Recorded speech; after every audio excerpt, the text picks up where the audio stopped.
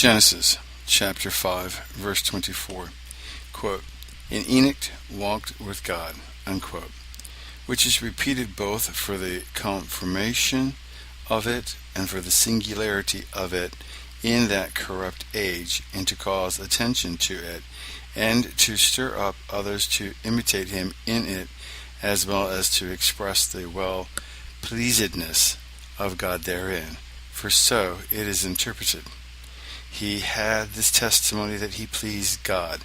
Hebrews chapter 11, verse 5. Quote, "And he was not," unquote. Not that he was dead, or in the state of the dead, as Aben Ezra and Jarchi, Jarchi, interpreted the following phrase. Quote, "For God took him," unquote, out of the world by death, according to 1 Kings 19:4. For he was translated that he should not see death. Hebrews 11:5. Nor was he annihilated or reduced to nothing, for God took him, and therefore he must exist somewhere. But the sense is, he was not in the land of the living, for he was no longer in this world or with the inhabitants of the earth, as the Targum of Jonathan paraphrases it. But the world took him to himself out of the world, in love to him, and removed him from earth to heaven, soul and body, as Elijah was taken. See Gill on Hebrews chapter 11, verse 5.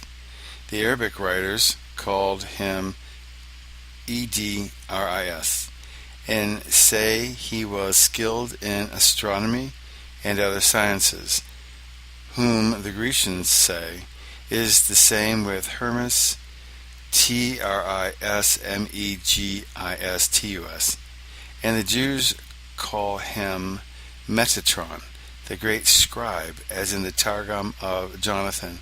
They say that Adam delivered to him the secret of the intercalculation of the year, and he delivered it to Noah, and that he was the first that composed books of astronomy. And so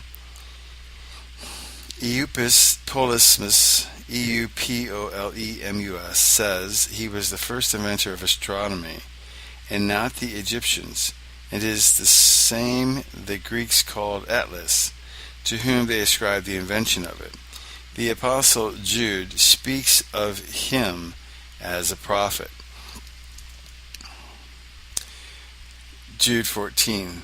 And the Jews say that he was in a higher degree of prophecy than Moses and Elias, but the fragment that goes under his name are sparse.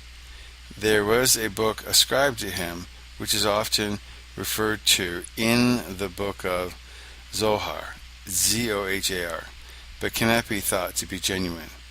End of Genesis chapter 5, verse 24.